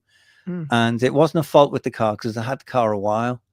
And I thought, this isn't good. So And then, so I put up with this for a while, and then I was asleep and having an out of body experience, and the spirit world said, come away from where you are. You need to see yourself in the bed now. So I'm in the bed over myself, looking down at myself in the bed. And there's this creature that wouldn't look out of place on the side of a Gothic church, attacking the back of my neck, the Atlas bone, you know, which is the gateway to other worlds. And I had these very long kind of like claws, as it were. Now the Fae, they can injure the human without breaking the skin, but I knew I was being sabotaged. I thought something's happening, and I shot back into my body, woke up, saw the thing, and shooed it off in the bed. I know it sounds crazy and it's out there. No, it's true. Astral attack for sure. But I think these creatures on the sides of these churches that in England and Ireland are based on real creatures. Now I'm starting to think that, you know, because I spoke to the clergy over there, went to all the services, and they're saying, well, they're called grotesques, you know, they're just to protect the church. And I'm thinking, no, they're not. They're based on real creatures. They are. And they're horrible, and they have this terrible intent. So I was worried, and I drove very carefully because it's pretty precarious over there. You know, it's not like in the UK where you got signs and chevrons on the road and everything. Over there, it's like, you know, you happen on a bend and, you know, no one might see you again if you go down, you know, if you come off the road or something. So I had to be very careful, and took an extra layer of care, said to the spirit world, you know, you got to protect me here. So a couple of days later, I woke up and I was really upset by that encounter. And it turns out, just jumping forward, I'd had 2 brain hemorrhages when I got home. I had a scan, and it's just here. I had this terrible pain, and I was struck down. My left side was really compromised, left foot and left arm. Couldn't even make a cup of coffee. Couldn't make a cup of Folgers, you know. And wow. Yeah. And you know.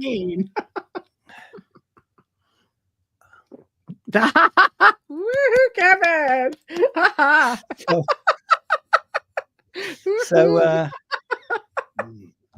So anyway, I couldn't resist. So Roger's family's British, so that's her origin. Well, it's a really good, it's a gourmet coffee. It's very good. Very nice. So anyway, I thought, am I going to recover? You know, I thought I might stay like this.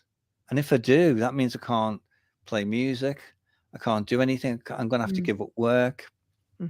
So it's taken me 1.5 years to get back. And it's called a fairy stroke, I think. There are lots of encounters. When you meet them, you have people, or sometimes people go the other way. They become like geniuses in something, you know. And so I had this, so I struggled all day. I said to the spirit world, look, I'm on an island off the coast of Ireland in the Atlantic. I can't just call an ambulance. You know, I'm in the middle of nowhere. It's getting late, and so come on, you've got to really help me. So I walked around and attuned myself with the environment, which is very beautiful. The bees were buzzing, the sky was blue, the mountains, the ocean. I thought, this is all beautiful, perfect harmony. And I put myself in harmony with that. I said, spirit world, you've got to heal me now, not next month or something like that. It's got to be done now. So I gradually made a bit of a recovery. I was able to drive the car. I did a little car test. So I thought I'd go down to the pub, you know, and thought I need a meal. So severely dehydrated. I was very tired, and I was very upset trying to process what had happened to me.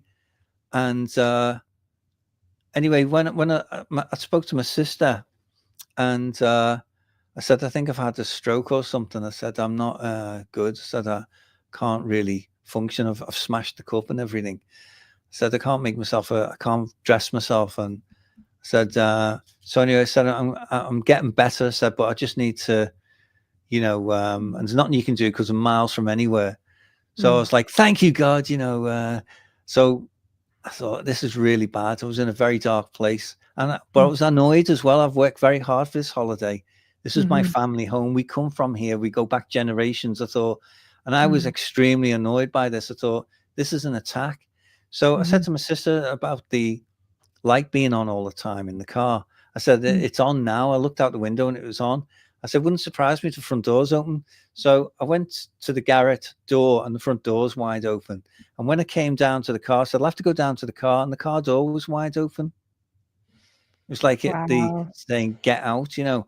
I said, I don't know if this is the spirit, because I'm confused by it, because I was confused anyway. But with the fae, you can't tell if they're your friend or not. You know, they can, you know, they can blindside you. You know, you think, am I being helped here or hindered? But I thought, I do need to go and get something to eat and have a drink of alcohol or something, like a pint, you know, and I'll be all right. You know, it will give me recovery, you know, because I was very tired. And anyway, I got in the car and I turned right and then right again onto Fermanagh East Road. It's an unclaimed road. And I've got to tell you, Michelle, from when I was a kid, the first time I turned onto that road, I went, whoa, I don't like this road. I've never liked it. It's a horse and cart road. And it's dark. And I'm telling you, when you go out to Ireland in these places, it's very, the polarity between good and bad is really pronounced. And I've never liked that road. So I'm driving down the road. It's a straight road. I thought I can't really, and there's a pub at the bottom. So I'm clipping the hedges on the left. I thought, you know, the car's striking the hedges. So what's going on? So I looked at the road, thought I need to be in the middle of the road. So I corrected the steering and I ended up going on the right into a ditch with the car on its side. And I thought, oh, that's just brilliant. This is just getting better, you know. So the car's on its side, I'm in it, and I had to climb out the passenger window to get out. We have ours are a right-hand drive, so it's gone in on the right on its side. I've ruptured the fuel tank on the terrain. I thought, oh, this is bad, you know. So I managed to get out, and there was this atmosphere, and they were really enjoying this. And I was like, enjoying this, are you? You know, like John Cleese, enjoying this, are you? Yeah, enjoying it, are you? Hey, this how you get your kicks, is it? Eh? You know, I was like having one of those moments, thinking, you know, God, you know, I was so annoyed, and I thought, you know, I'm in the middle of nowhere. It's not like you can just call out a recovery truck, you know. And I was so tight and stingy, I didn't bother extending the cover, you know. So I thought so I called Garda Síochána, which is the police over there. I said, look, my car's on its side, you know. I told them what happened. I said, I'm all right, I'm walking. So I'm not injured. I said, but, you know, it needs to be pulled out. So I thought they'd do something. So, but you got to bear in mind, I'm very confused at the time. And so I walked, they couldn't find me. They phoned me up saying, where the hell are you? I'm like, so, well, you know, I'm on the Valentia Heights there, you know, the top of the mountain there, Yukon Mountain. And saying, well, we can't find you. And I said, well, put your blue lights on, you know. And so anyway, so that they couldn't find me. So I ended up, for some reason, I don't know why I did this, and I really don't. I said, I'll walk back to the house, because they knew the house. They were at the house. And I said, I'll walk back to the house. So you stay there, I'll find you. And for some reason, I went right. I got over a stile and entered the field on the right and began walking. I don't know why I did that. I was just like as if I was taking over or something. I don't know. And I met a bull in the field, you know. So I had my phone, you know. I thought, oh, this is great, you know. I'm just going to get smashed by this bull. I know they can't see anyway. They just can't get any worse. Yeah, there was nothing wrong with his hearing or with his sense of smell, you know. But what happened was all the field was rumbling. There was about 100 cattle in the field. They were all, I disturbed them. So I'm walking and I think, I don't know where the hell I'm going. And it's pitch black, by the way. And what I didn't tell you is that, you know, all day, I took 2 photographs. There was this Atlantic mist came in, like, you know, John Carpenter's film, The Fog. It came in, and it's really ominous in the photographs. It's crazy up in the North Atlantic.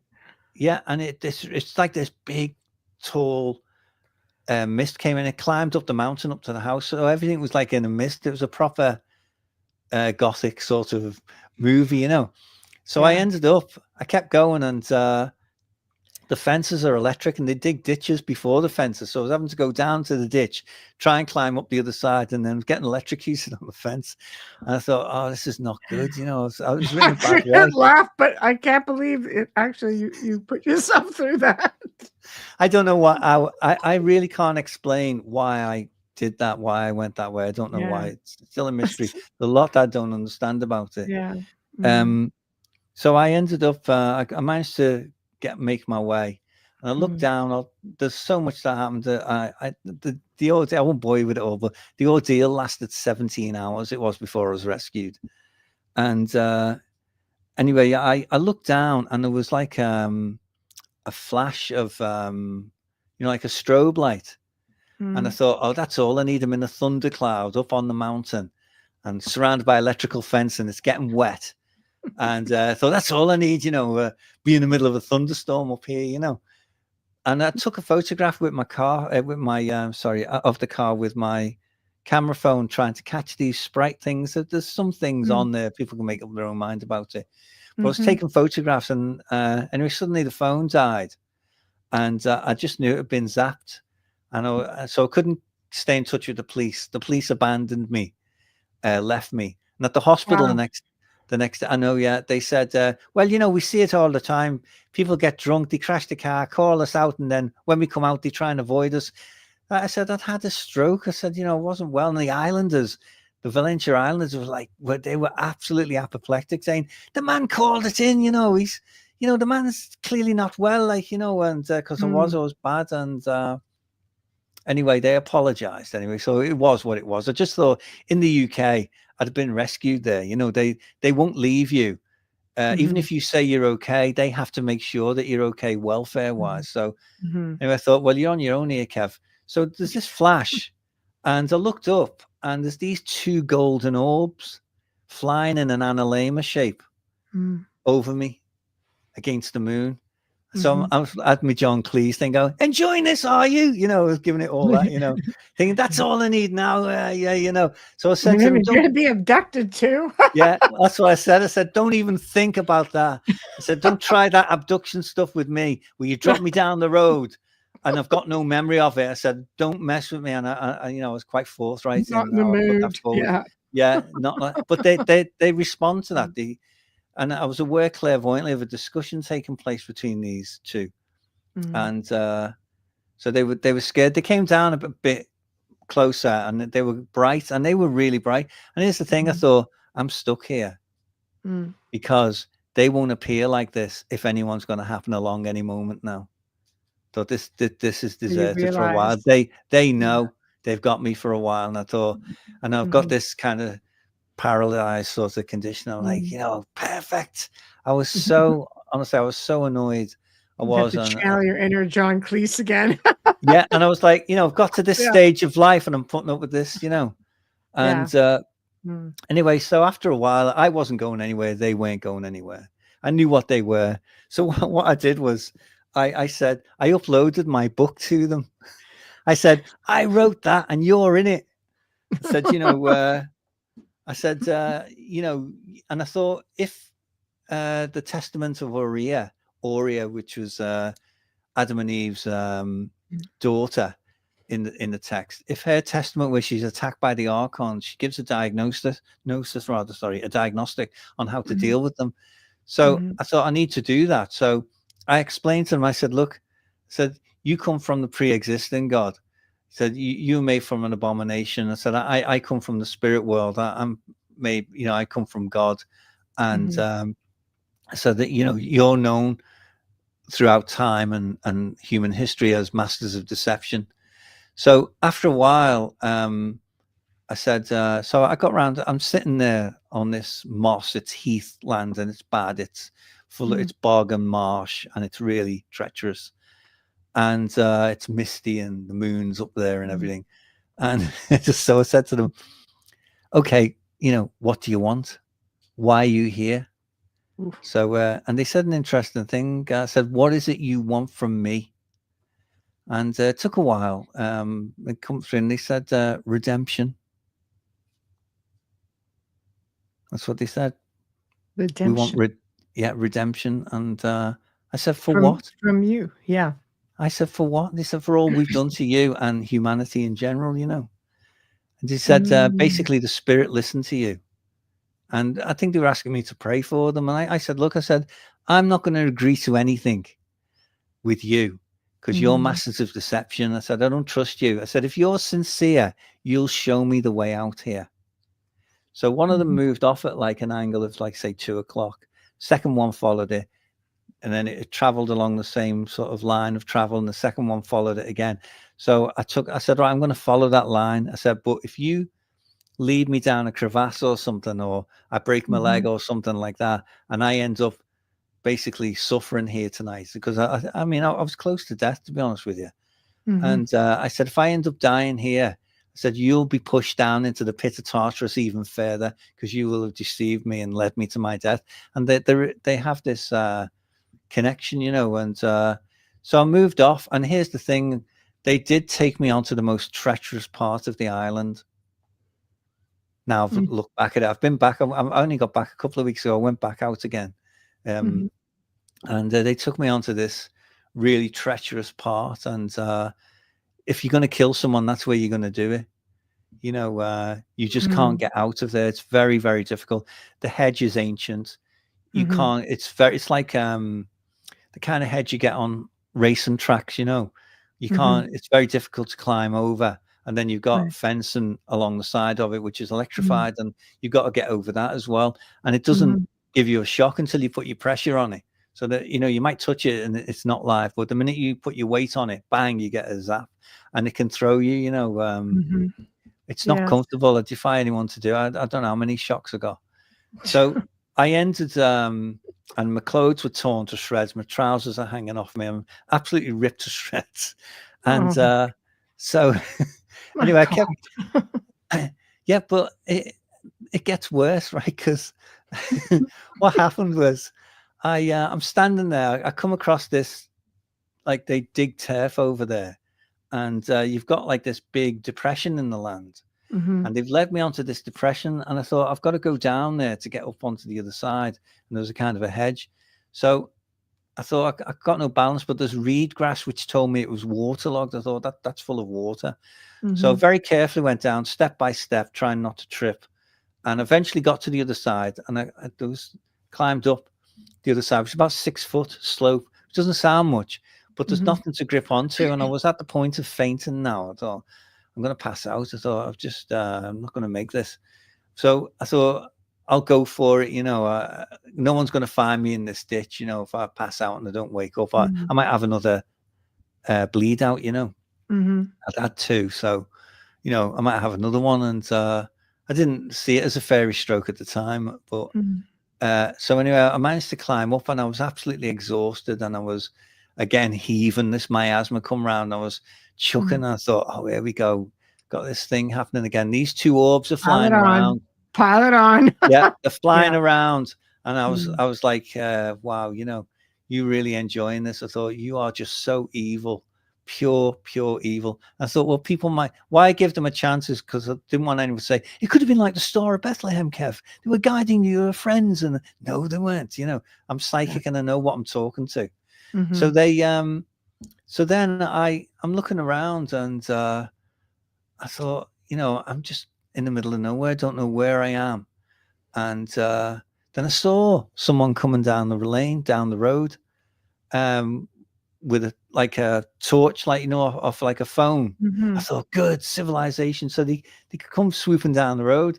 So I said, hello there. I said, I'm in the field. Can you hear me? So I said, Tabagoni and Gaelic Gam, which means it's Gaelic for like, I speak a little Gaelic, because a lot of people, that's their first language over there, is Irish. So Career Matatu, how are you? You know, how's things? You know, I'm going, Cara, help, you know, because my dad spoke it. I can speak a bit of it, not very well, but so I thought I'd try it anyway. And anyway, they stopped alongside me at this kind of hedge, and we're standing there saying, I said, can you hear me? I said, I'm stuck in the field. I said, I need help. I said, the police have abandoned me, and I'm stuck. So anyway, they never said anything. So, and then as I'm looking at them, I'm thinking, oh God, that's all I need, a phantom. And there's this what you would call a wraith. Oh, jeez. Yeah, with the You have monks to thing. have the worst freaking luck. Yeah. So I said to him, I said, the cat got your tongue, you know, because he's not replying to me.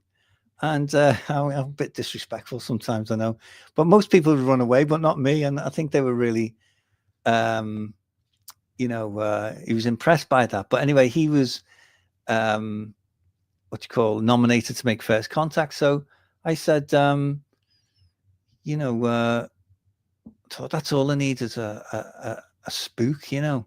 And then so I looked up at the orbs, and I didn't at that time they were so clear. I thought it was a real person to start with, and I didn't want to frighten them and say, "Hey, can you see those orbs?" Because they were really low, you know. Yeah. Because, you know, they might go, suffering Jesus, got to get out of here. Like an Yeah. abandonment had already been abandoned by the police, you know. I thought, Yeah. I don't want, you know, I won't mention the orbs at all. Like Basil Fawlty, don't mention the Germans, don't mention the orbs, you know. It was like that episode, you know. I think I got away with it, you know. So I'm trying to explain that I'm just stuck in the field, you know, can you help me? And nothing. And it just swaying side to side like this. And they have a light. They have a light, and it lit up the road and cast shadows. And the light is what I would call a narrow band spectrum, like what you get off your phone torch. Yes. It's not like full spectrum light. It's a cold light. And I thought, oh God. So anyway, I'm there for a while, and I thought I'm going to pass out. So anyway, again, I said to him, I said, what do you want? You know, because I wasn't going anywhere. He wasn't going anywhere. He was there to stay. And he said, I've come to lament your death, is what he said. I've come to collect you. Oh, boy. And so I said, you're not the means by which I enter the spirit world. So I'm sorry to disappoint you. And the evil and the intent and the revenge from this, this person. And then it actually got a bit worse as well, because what happened then was they came from every direction. They came down the hill, along the side of the house, along the road. Maybe 10, 15 of them came from everywhere. I thought like a monastery had let out or something. I thought, wow. And there was 2 Knights Templars as well, interestingly enough. Saw their faces. They had the Knights Templar garb on. And they were all full of joy and happiness. They're like, yeah. And they were made up that they were saying, we've got a human being who'll talk to us and isn't afraid of us, doesn't run away. And they were like, you know, they were all kind of gathering around trying to get to me. And I wondered why they couldn't enter the field. And it took quite a bit of time. And I had to go back. And I've discovered the hedge is hawthorn. They can't pass through hawthorn. Oh, how interesting is that? Yeah, and I was thinking, why can't you come in? Because they were wanting to surround me right around my, you know, me. And but they also, I saw my sister walking the dog coming down the road. And I thought, that's not my sister. And I go into this in the book where they can take on the form of people who you know. And I was a bit alarmed by that. I thought, don't want them going after my sister, you know, or anyone I've got a connection with, you know. Yeah. And then the next day I saw a photograph of my sister walking the dog on Facebook. And I said to her, when did you take that? She said, about 5 o'clock yesterday, which was, you know, the day of the occurrence. So they clearly had made a connection there, and they were letting me know how far their tentacles stretch and, you know, spread out. So these are very, very dark entities that you're dealing with. And they were saying, you're going to die if you, and a bit like Adam and Eve, they were saying in the garden, you'll die if you don't do what we say. And I said, I'm not trusting you. I said, you can show me the way out. Serve and obey. That's the main. Yeah, and I said to them, I said, if you're genuine, you'll show me the way out. I said, that's the deal, and then I'll help you. So I said to this wraith, I said, like I said to the orbs, I said, what is it you want? And he was lamenting the passing, my passing. And he said again the same thing. We want redemption. We want, you have the ear of the spirit, he said. And you talk to them clairvoyantly, by the way. This isn't, they have no voice. You can't speak to them. They're quiet. They don't make any noise. And the light just pours out of them. They have this light. which just flows from them. It lights up the road and casts shadows. So they were really there. And if anyone's interested, the garments, I got to see the garments quite close, how they're made. And I was interested. I think that, who's your tailor sort of thing, the way you do. I know I'm very disrespectful, but basically poking the bear, right, Kevin? Just poke the big bear. I think, like, who made your outfit? You always wear the same stuff. Why? And so anyway, I looked at his hood, and he quite pathetic creatures they are, by the way. And his hood was made of sort of rectilinear, sort of rectangular pieces of fabric that were put together like papier-mâché. You couldn't see no thread. And then I came across in my research that the sign of a good seamstress or whatever was that you can see no thread. And but you couldn't. It was just very strange the way the garments were made. And so then I thought, I'm going to pass out. So I said to the spirit world, I said, look, I'm about to pass out. I'm surrounded by these things and I mightn't wake up. I thought they're here to take me. So I looked behind me in the field to see if I could see my body. I thought maybe I've died and I don't know, So there was nothing in the field with what was left of the moonlight. There was nothing there. So I, and with the pain and that, I realized, no, you're still alive, mate, So I thought, but I understood this was very, very serious, because you don't get this unless this is the big show. This is like a huge display. And I thought, what have I done to deserve this? And I wasn't. So I spoke to I've had the Holy Spirit in my life a number of times. And the Holy Spirit came and said, let me know that it was there. And for people who don't know what the Holy Spirit is, it's God's messenger on earth. And it doesn't judge, it brings peace, and brought peace to me, because I thought, I don't want to die right now, because I wasn't afraid of dying, but, I've left the house. I need to sort everything out. I can't just put that onto the family, and they've got to come all this way, and get everything sorted if I don't make it out of here tonight. So the rates were saying, no, we're here to collect you. And anyway, so I said to the Holy Spirit, I said, all I want to know is, am I going to survive this or not? They're telling me I'm going to die tonight. And the Holy Spirit said, no, you are not to listen to them. You will survive this, and you are to write a true, full, and faithful account of everything that's happened to you. And we're showing you this tonight because this is part of your journey, and you must tell the world about these creatures, because they're on the rise, and they have this intent in the world. They want to get back onto the surface and have greater influence. So I don't know. I know we're kind of getting pushed for time, but what I did was I then took a huge risk, Michelle, which might surprise you. I knelt down on the moss, and I had a small coat, and I put it over my head, and I went to sleep in their presence, because I thought, I'm going to pass out any moment now. I thought, I want to control this. So I thought, if I go to sleep, I'm controlling the process, plus I can wake up. Whereas if I pass out, I enter the subconscious realm, which is their domain. I thought, I haven't got as much control that. And it tells you in the Nag Hammadi book, that's their world. And Jesus gives very clear warning about when you enter their power. And, they have this power. And what they said to me, I said, look, this is where my family's from, Yukon Mountain, the house and all that. I said, like, what's going on, guys? And they said, this is our world. We control this part of the earth. We have dominion here, not you. So, and they really made it known from, the moment I arrived. And all the times I've been there, I'd never picked anything up like that before. And they really had this in store for me. So I went to sleep, and a controlled sleep.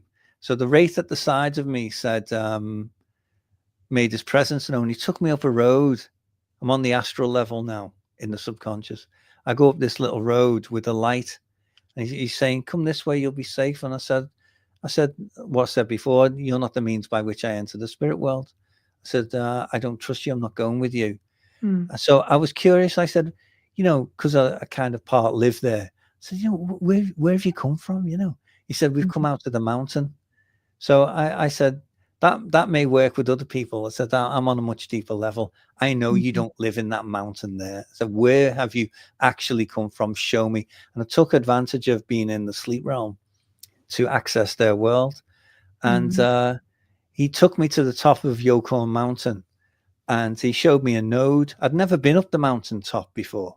And I've been back, come back a couple of weeks ago, and I can tell you there is a node there, and all the stuff that he showed me is actually there.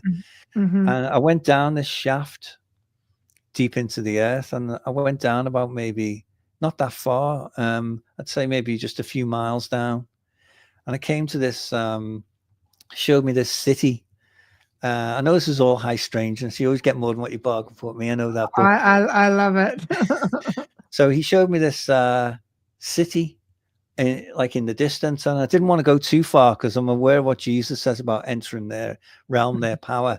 You might be able to get out. You know, it could be an issue. They do have a power.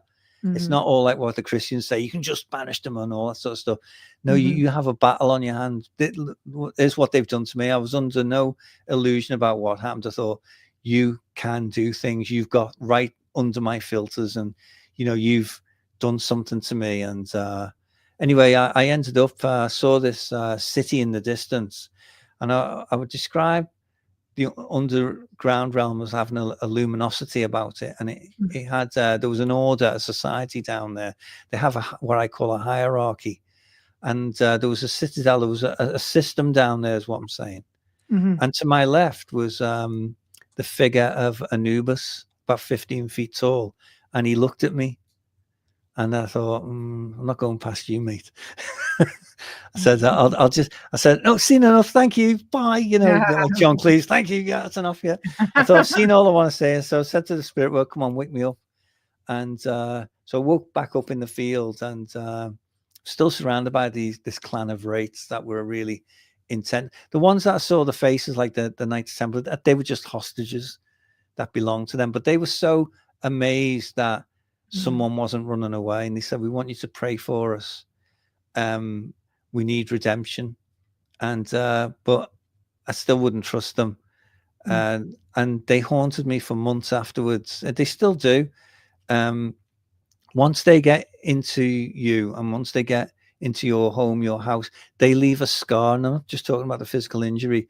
I'm talking about, because I've been a medium for so long, and I work as a healer, and I have that faith.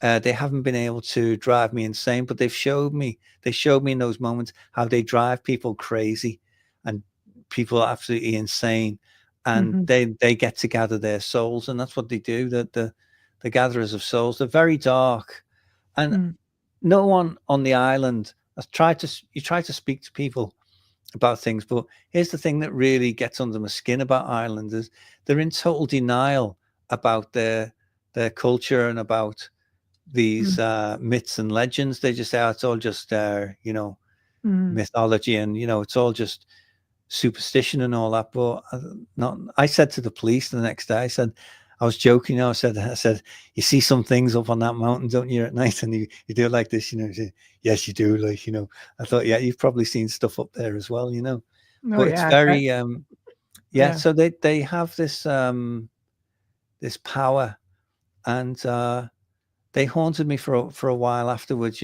very strongly. And I couldn't look at anything to do with, like, say, like a cobweb or something that would blow, because they have this. If anyone's interested in what's happening, I think it's like they're suspended in an etheric liquid bubble, because they kind of float, and the garments weren't affected by the wind or the rain. And I also saw something we spoke about earlier, a power in the lunar ray. That's like the sunlight to them. That gave them life, the moonlight.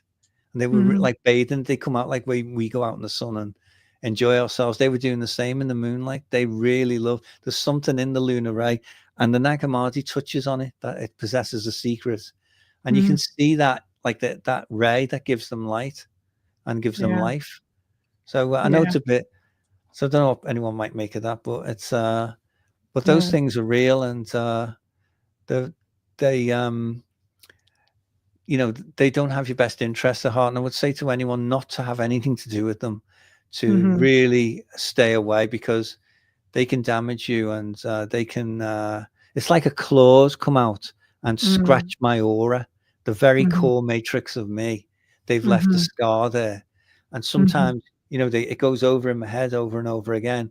And so what I'm going to do for the book, is I'm going to go take a lie detector test and put the transcript in, and I'm going to get my friend Elaine Orrit to do hypnotic regression on me to reel it and put those transcripts in, because people say, oh, you just made all that up, but I didn't. And people who said, so when I went back, the fences are still bent where I broke the posts and stuff. So I said, how much of it is an illusion then? Said, are the fence posts, are they an illusion? Was the police, were they an illusion? Was my car on its side? Where do you want the illusion to stop and start? So the whole thing, how much of it was an illusion? And I've had to kind of say to people, you haven't had this experience. You don't know what you're in no position to say to me that I had a hallucination, because I didn't. And people saying, but your brain was compromised. I know all that, but I know what I saw. I have bad eyesight, Michelle. Yeah. So I took my glasses off and they were blurred, put my glasses on and they were clear. So they were really occupying the space. I didn't even know there was a house there until they lit it up. Right. Right. You know what? I think you get into the whole everything around us is high strangeness. And if this is completely controlled by beings whose job it is to instill fear and control, and because it's fuel for them and it enslaves us, then all of that makes sense. And I've seen entities hold human spirits hostage. I've seen people go over after passing attachments with them, because they attach not just, I think, to the physical, but they do to the essence. They want to hold on to that. They don't want you going into, like, escaping the matrix, so to speak. They don't want that. They don't want any of that. So everything that people experience, I mean, if you're lucky to break free, and I feel that this book is definitely a way of educating you on how to break free from this whole slave system sort of thing. But I'm so thrilled that you were able to come back and join me, and I hope we can do it again. When you get close and you want to talk about the new book, or more paranormal experiences and high strangeness, and we can do all kinds of fun shows. Yeah, I think I saw the link there between the Fae and the ET, because they do the same thing. They have they abduct people, and if you actually study the story, I've gone into some cases which is very similar to which is that connection. There is a connection between the two, the underground people, as it were, but they are very. I wouldn't underestimate their power and what they can do. I would agree. I think that there's a lot more going on around us than we're aware. But the thing is we can be aware. All we have to do is just pay attention and tap in. I mean, it's all there. They tell you how to do it, But thank you, Kevin. So much great information. Appreciate you coming on. Wayne is often my guest co-host. So here he is tonight. There we go. Thank you. Thank you very much. Appreciate it. Yes, but thank you so much. And definitely. Great for having me back. Thank you. Oh, it's a pleasure. Let's do it again. Like I say, want to put together something to continue on, even about all of these high strangeness experiences. We have a place for you anytime. Oh, thank you. So yeah, I there is a bit more, obviously, and I know we haven't got time, but essentially there's I've been given an understanding on things, and I've just got to make sense of it. And I think I hope it gets thanks for letting me break the story, as it were, because I haven't really told anyone about what happened. So pleasure. Thank you for sharing it with us. Yeah.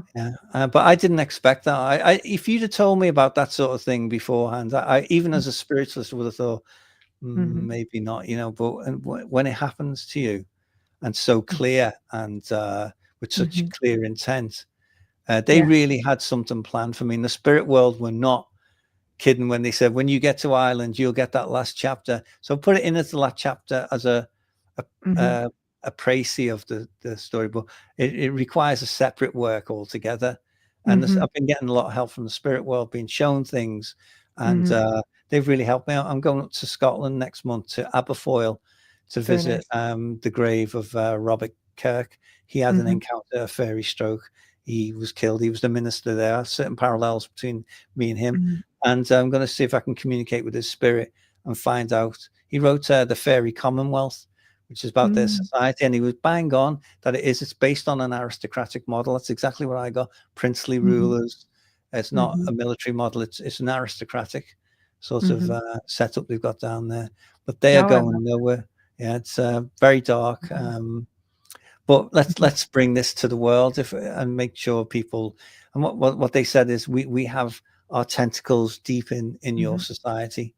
We have influences in the corridors of power. So I did get quite a large dialogue with them. I've got the working title of a modern dialogue with a clan of wraiths, and apparently they thought I was important. So I think so. They were just made up they could speak to someone, that didn't run away and become insane. Oh, I saw things. Now, even if you were kind of caught in the moment, you really couldn't get away. No, I couldn't. It was I just accepted it. I'd be equal to the challenges. I thought, God's put me here and I'm guided, and let's deal with it, and let's do this sort of thing, No, I love it. I love it.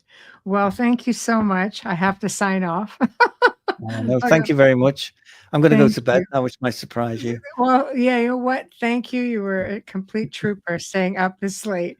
So well, professional, you see, working in media and that, you kind of better if it's live, isn't it? Sort of thing. Yes, always better when it's live.